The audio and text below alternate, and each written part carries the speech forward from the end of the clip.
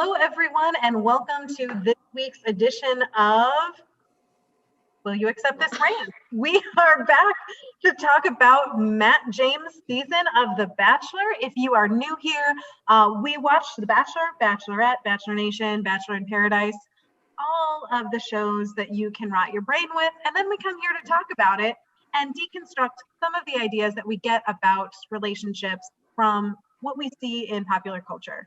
So we have been with Matt James for a million years. Five episodes. Five episodes. We are halfway through this season, so if you've been following along so far, there has been a lot of drama. There has been a lot of gaslighting. There's been a lot of manipulation. There's been a lot of very hurtful behavior on the part of the women on Matt James' season. And this week, we are catching up to rant about how those actions finally started to bear some consequences. So we are joined by Kendall from Safe Passage and Allison from NIU, who is becoming a regular guest on our videos, and we are so thrilled about that. So let's dive in. What is there to say this week, but Victoria's gone? Yeah, Victoria and her bra straps have finally left the building. I hope she is off to Victoria's Secret to buy some more appropriate undergarments. I hope she is off to her house to think about her actions. To think about what she did. Yeah, honestly. And yeah, if anyone's been following along so far, Victoria has been the worst. I think it's safe to say she's been the worst in the history of this show. She's been mean, she's been catty, she's had this attitude of I'm the queen, I can do whatever I want, and really hasn't seemed to have anything good about her. Like, I haven't seen any positive interactions with her and Matt. I haven't seen any positive interactions with her and the other girls. She just seems mean and manipulative all the time. And it finally caught up with her this week. Matt came in. Katie had kind of snitched to him last week, which I think was justified. Team Katie. Told him about the situation with Anna bullying Brittany. Told him there was a lot of toxic behavior in the house. He started to talk about that, piece together, and ended up sending Anna home before the rose ceremony, and then ended up sending Victoria home during the rose ceremony. She did not get a rose. I don't know, and I don't know about you guys. I was impressed with how Matt handled things. Not just sending Victoria home, which obviously needed to happen, but the way he went about it, the things he said, how he talked to Anna, I was impressed. Mm-hmm. Yeah, he pulled Brittany aside, I believe, and talked to Brittany about how she was feeling and what was said. I think he handled that very well, especially with the escort rumor that was floating around. I think he handled that conversation very well. And yeah, super proud that he kicked Anna sort of right then and there. Oftentimes we could have seen on Bachelor Nation where those people sort of, we keep them around to have some conversations and everything. But I was super proud that he had the conversation with her. He, laid down the law and said, this needs to be a safe place for people. He mentioned that a couple of times about creating a safe space for people. And he sent people home. And that was the highlight of the episode for me. Yeah. I was like how, go ahead. I was just going to say, I completely agree. I was really glad to see Anna go right then and there. And I was obviously glad to see Victoria go during the rose ceremony. But before this whole conversation, we had Matt come into the room to say, hey, there's been some bullying in the house that I'm aware of. And immediately all the girls were apologizing. I'm so sorry. I'm sorry that you felt that way. We saw more gaslighting from Victoria when Catalina mentioned something about Victoria ripping the crown off of her head on her night one. And Victoria said, that was just a joke. It's so silly. And obviously it wasn't a joke. It was mean. We just saw so much fakeness and just so much of people not taking accountability for their actions and their behavior on this episode. I think a big theme of, because we did see, like you said, we saw some apologies. I mean, Anna went through a whole thing about, she owned up to Matt that she had done this as soon as they talked. And she said, this was a low point for me. I'm not proud at all that this is how I acted. I shouldn't have done this. But her apologies all kind of had this tone of like, I'm sorry I got caught. I'm sorry I'm facing the consequences of my own actions. Not, I genuinely recognize that I did harm and I want to fix it. And I think that was true for Anna, and that was even doubly true for Victoria and all the other girls in the house who kind of recognized like, oh crap, Matt is serious about this. He recognizes that there's been this tension, not just Victoria or Anna, like not just the people who've been the worst about it, but like generally there's been this tension and this feeling of like, we're lifting ourselves up by taking someone else down. And he recognizes that. And I feel like a lot of girls kind of had this like, oh, I better cover my butt moment of I'm gonna apologize and say, oh, I know there's been some tension. I'm sorry I didn't speak out more, blah, blah, blah. I think we heard that from Kit. I think we heard that from multiple people. And it definitely felt like I don't want to get in trouble. So I'm going to say something, not I genuinely recognize that I harmed you. And so I'm going to fix it. And I think that's the difference between a real apology and a manipulative apology. A manipulative apology is saying like, I'm trying to avoid consequences. I'm trying to not get in trouble. And a real apology is I recognize that I hurt you and that was unacceptable. And I think you mentioned it, Allison, when we were talking earlier, this idea of like apologizing. I'm sorry you felt that way. I'm sorry your feelings were hurt. Or I'm sorry that someone misinterpreted what I did. I'm sorry that other people feel like I was being mean to them or something. That's not an apology. Anytime you apologize for how someone else felt and not your own actions, you're not being accountable. And really what happened, what happened in that episode was people faced the consequences of their own actions. Matt didn't do anything. Katie didn't do anything. Brittany didn't do anything. Ryan didn't do anything. Just these women's actions caught up to them and they faced the consequences of their own actions. And I think too many people don't want to deal with the fact that when you do something wrong, it might come back to bite you in the butt.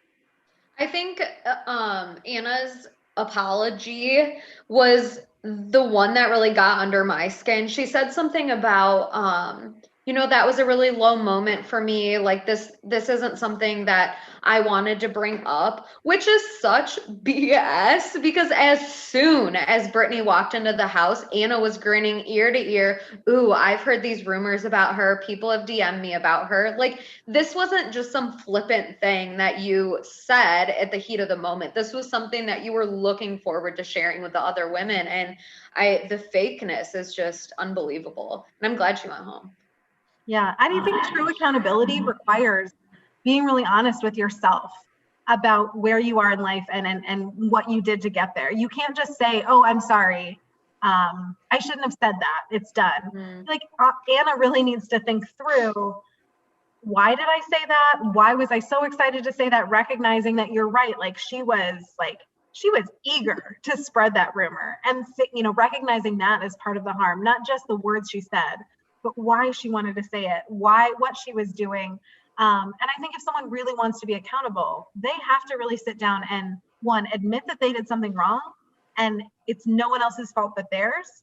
And two, really examine like, how did I get to that point in my life where I'm doing those kinds of things? And if you really are going to take accountability, if you really are going to make a change, you can't just apologize for one action.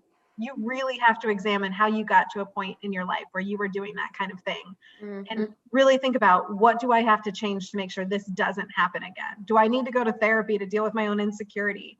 Do I need to practice, nonviolent communication? Do I need to go to a partner abuse intervention program? Like, what do I need to do to really dive in deep and fix kind of the root causes of what led to me doing what I did. Otherwise, an apology doesn't mean anything. Yeah. One of the things we kept hearing, we heard it last week and a little bit this week, was in sort of the apologies of, well, I was just saying that as a joke. Like everybody knew that I was kidding. That's not my character. That's not who I am. Some iteration of, well, it's not as bad as it seems. And that is one of the core issues of this is why people do this all the time. This is why we see people not being held accountable, because we see people use this sort of easy out of, well, it was just words. It was just a joke. And, you know, this for once was one of those times where we started to see people be held accountable. And we saw that sort of like, it's like a whole montage of everybody going to everybody apologizing. Oh my gosh. It's like a whole montage. And that's sort of where also some of those apologies then, like you said, both of you said, don't seem as real and as action changing. They just seem like, well, I just guess I now have to apologize just to appease the producers and Matt and everybody else here. And that also doesn't come across very well either. No, it doesn't. And I think like what is so important to recognize about that whole, like these fake apologies, you said something wrong, you created damage for someone else, and now you're doing the right thing and saying, oh, I'm sorry. But Ryan's still dealing with the fact that Victoria called her a hoe. You know, Brittany is still dealing with the fact that this huge rumor about her being an escort was started. So it's not enough for someone to just make this apology because there's so much damage that was caused already. You can't just say the thing and do the thing and then brush it off. Right. I've heard a phrase from time to time about how an apology without changed behavior is just manipulation. Yep. And I think that's important to remember if you're in a situation where you are getting those kinds of apologies from anyone you have a relationship with, friends, colleagues, partners. If someone is always apologizing, but they're not changing their behavior or they're not doing something to actively try to fix the harm they've caused, they're not actually apologizing to you. They're not actually sorry. They're just maybe sorry they got caught, or they're just trying to manipulate you. So if you're that kind of person apologizing that way, you really got to think through what's going on in your life. And if you're getting those kinds of apologies, you have to know that you're not required to accept that. You're not required to stay with someone who's not changing for the things they're apologizing for. And I think that's one of the themes we saw also in this episode was just this overriding theme of, I think the people who were the worst did not even recognize that in their behavior. So when Matt did send Victoria home, which again, I thought Matt did a great job, like you guys said, of promoting safety in the house, the importance of creating safe spaces, calling people out on their excuses. But when he sent Victoria home, like Victoria, I mean, it felt like she was delusional. She kept talking about, I mean, she spiraled off the edge to like, I'm never going to date another guy named Matt again. Like, I'm the only one he could marry. I'm the only one who could be a good wife for him.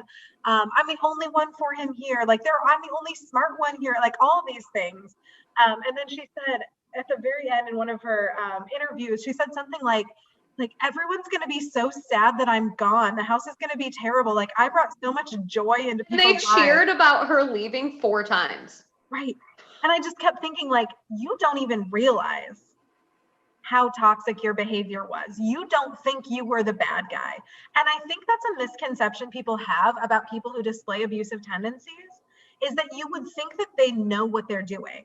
And on the one hand, they do. A lot of people are very manipulative and they know what to do to get what they want, but they don't necessarily always recognize that what they're doing is wrong. So you can't just say that that person who's abusive is going to know they're abusive deep down. No, they might think they're doing the right thing. They might think they're totally justified. And often they will find any excuse they can to justify their own behavior, whether that's someone saying something like, well, I had to look through your phone because I had to make sure you're not cheating on me, or I had to hit you there because I was worried you were going to leave me, or, you know, you were pushing my button, so I had to do that. Whether it's someone justifying their own abusive behavior and convincing themselves they didn't do anything wrong, or it's someone like Victoria convincing themselves that like, oh, it was just a joke. I was just bringing joy into the house. I'm just an outspoken person. Or even like MJ, I'm just bringing like harmony and peace into the world. I lead by example. She said it so many times. I firmly believe that she believes that. She's wrong, but she believes that. And that's part of a problem with recognizing abusive behavior is that abuser doesn't always, like, they think they're right. Mm-hmm.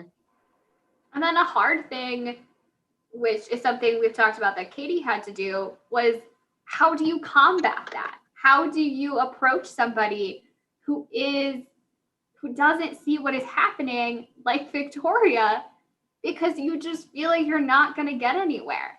And, we saw that many times where people would go and tell Matt sort of what was happening. And then I know Victoria did it once of like, well, why are you bringing my name up? And they would start to have a conversation with her about what they talked to Matt about. And it just right past her. Like she could not understand it, or did not want to understand what was happening, and sort of the consequences were going to be catching up with her. And that just becomes so difficult for those people because you just feel like you can't gain any ground. And then, like we've talked about previously with gaslighting, then you just start to believe it or give into it. And it just becomes this cycle where, unfortunately, the mean girls tend to win. And it just becomes a really toxic place. Yeah, that's exactly what I was going to say too. I mean, the other girls in the house do seem to like question it. Like even Linnea, you said something about like, are people friends with Victoria? Like, I don't understand what she is. And it is because she is so delusional, and she makes us all question our instincts, I suppose. For sure. And you even saw that with Jasenia and MJ, that kind of like that setup at the end of the episode for their little 2-on-1 before the rose ceremony. Jasenia like couldn't get a word in because MJ just kept screaming about how she's all about harmony and peace and how she leads by example. There was no moment where MJ stepped back and said, like, can you tell me how my actions are being perceived by you? Like, I want to understand why someone else would think that I'm being aggressive or harmful. Like trying to understand, trying to learn. There was never that moment. She just was plowing over Jasenia. And there are so many like racial undertones to this throughout this whole season, with white women talking over and undermining women of color. And you saw that, but it's just like, you can't argue a Victoria out of believing that she's in the right. Exactly. Or believing that she's the victim. You can't argue MJ into understanding how harmful her actions were. And I think sometimes we kind of expect that if someone's an abuser, they will get that. And if we can just talk to them, we can change them. Or if we can just convince them that what they did was wrong, we can change them. But someone has to be ready to recognize their own problematic behavior before we can help them. So like, you're not required to stay with someone who's trying to gaslight you or trying to manipulate you. You're not required to try to change or give someone the benefit of the doubt if they're trying to harm you or gaslight you. And like you said, it's like, it's not even possible. Sometimes it can just spiral down into this point where it's even harder for you to kind of maintain your own in those moments, because they do so wholeheartedly believe that they're in the right. So yeah, I think we definitely saw it was like this toxic niceness. And we saw that layered over, I think, especially with Anna and with MJ. Like Victoria was just mean. And I don't think there's any way to get around that. But with Anna, with her apologies, like, this isn't who I am. I never wanted to hurt someone. I'm so embarrassed. And MJ with her, like, harmony and peace. I lead by example. I think they both thought that they're in the right. They both think that they are doing the right thing. And how do you talk around that when someone has this toxic culture of being nice, but not being good? Like they're going to layer everything in this layer of niceness. And plenty of abusers do that, where they might do nice things sometimes, or they maybe they're not doing what people would think of like an abuser in a movie would do. They're not pushing you down the stairs. They're not yelling at you. But if they're gaslighting you and manipulating you, if they're saying harmful things in an even tone of voice, that's still bad. They can be a really nice person to everyone else and still be doing bad things to their partner behind closed doors. Mm-hmm. Yeah. So that's about what we saw that was a majority of the episode. Yeah. So the other things that happened, we had a group date, which this would be my day. I would have won the rose. Yeah. I think we all would have excelled at this one. We would have loved it. I want goats. I've always said since I was a kid. Chickens. I want goats. Yeah. So we all would have excelled at this date, but I thought it was a fun sort of group date. There wasn't really like a ton of competition. They did a little bit, which I think is a fun way, Yeah. you know, not super violent like the Get boxing. you out of your comfort zone without like asking Yeah. you to punch someone. Great. Yeah. So that was good. We saw 2 one-on-ones. Kit, who had the little home They made cooking cookies. date, Great. pretty non-exciting. And then we had Rachel's clothes shopping spree date, which is always an interesting Bachelor trope that they do. Every year. I had a couple of questions about that. Yeah. Rachel's date. I mean, I don't want to spend a lot of time on her based on everything that's been coming out. I don't think she deserves more airtime, but what got me was her and Matt telling each other that they were in love with each other when they don't even know each other. And again, I know that's the nature of the show, but I'm wondering. Early for this show. It's early for this show, especially when we haven't like, this is their first one-on-one. Yeah. And I don't know. I just question if Rachel's actually falling in love with him, or are you blinded by all of these gifts and fancy things that you're receiving? And we see that a lot in relationships. We see that love bombing and, oh, well, I'm going to buy you whatever you want or take you on these fancy dates. So you have all of these wonderful out of the world experiences, and it really does blind you to their behaviors, to what the relationship really is. Mm-hmm. And that's what they're counting on, is like that bonding super hard, super fast, because like, look at these amazing experiences we've had, or like, look at these incredible gifts. Don't you just like sort of feel like you owe me something now? You know, I think there is a lot of that, like you sort of feel required to care about someone who has invested so much in you. And it's like double weird on The Bachelor, because like she knows that Matt didn't buy that stuff, right? Yeah. And like it's the same with all these dates. Like Matt didn't plan them. Matt didn't pick you. Like this is all created by someone else on top of that. But you're right. That's very much this theme of like, get someone hooked really fast because you feel like someone has invested so much in you. So it must be love, right? Mm-hmm. Something else about that date that kind of, I feel like it's so romanticized, but kind of gives me the icky feeling, is him picking out what he wanted her to wear. For that evening. Again, I feel there's so many things all over social media all the time that's like, oh, I wish my boyfriend would do this. I wish he would pick out my outfit and say, hey, we're going to this fancy dinner. But to me, that feels gross. To me, I don't want to see that control from my partner. If someone's telling me what to wear, how I should do my hair, what my makeup looks like, that's a huge red flag to me.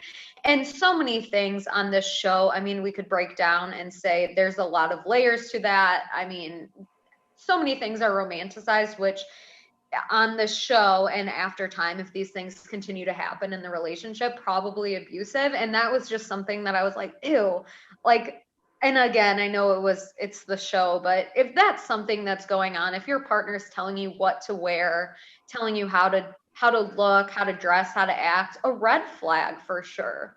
And when we normalize it through these romantic experiences, like, okay, one day your partner says, you know, there's a surprise for you upstairs, get dressed, come down and meet me. We're headed out on, you know, a surprise. Like, yeah, maybe that's not the worst thing in the world, but then what if it starts happening more often? What if your partner starts saying, well, like, no, you know, you should wear this. That's going to be better for what we're doing. You know, it's a surprise where we're going. You should wear X, Y, and Z. Oh, I don't want you wearing that anymore. Or have you considered like do that? It can just escalate into deeper control that it started off feeling romantic.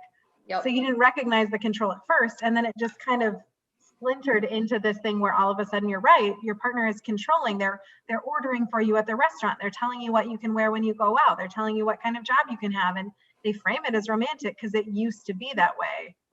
But if we don't stop to question, is this really romantic or not, it can become dangerous. Mm-hmm. And especially early on. I mean, clearly there was no conversation of if she likes receiving all those gifts. And I mean, if she does, great. I mean, I think we were all like, I'll take a paid shopping spree.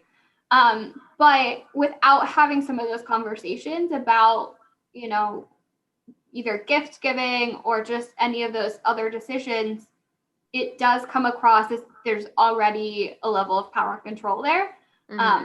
That if you don't have those conversations, can, like you just said, Linnea, can sort of get worse over time. And that feeling of like, she wasn't allowed to say no to that. Like, it was just like, here, wear this dress.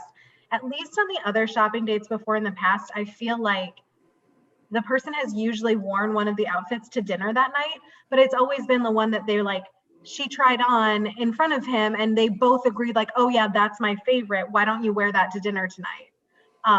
And this one was just like, this was literally not an outfit we had seen. It wasn't something she came home with. Like, someone delivered a box and said, put this dress on for dinner. Like, no discussion of, did she like the color?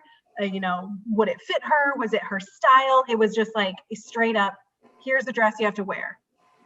And like, sounds romantic on the surface until you realize like someone else is telling you what to wear with no input from you. Yeah. What if she didn't want to? What if she had something else picked for tonight? Like, are you allowed to say no? Any situation where you're not allowed to say no feels really icky. For sure. So I think that's it. We lost 2 of the villains, and we have a setup to wonder what's going to happen with really probably the last big villain that we have. MJ. I'm nervous to see what happens next week with MJ and Jasenia. And then I'm kind of excited to see what we might actually learn about Matt and his relationships if we're not distracted by all of this nonsense. Honestly, I feel like I don't know anything about Matt or anything about the other girls other than Victoria's mean, and so is MJ, and so was Anna. That's all I've learned so far. Yeah. So I'm looking forward to maybe after this week we'll actually get some real relationships that we can dive into and talk about something other than gaslighting and manipulation. So if you would like to hear about something new, we hope we will bring that to you next week. So join us next week for Will You Accept This Rant? And as always, thanks for ranting with us.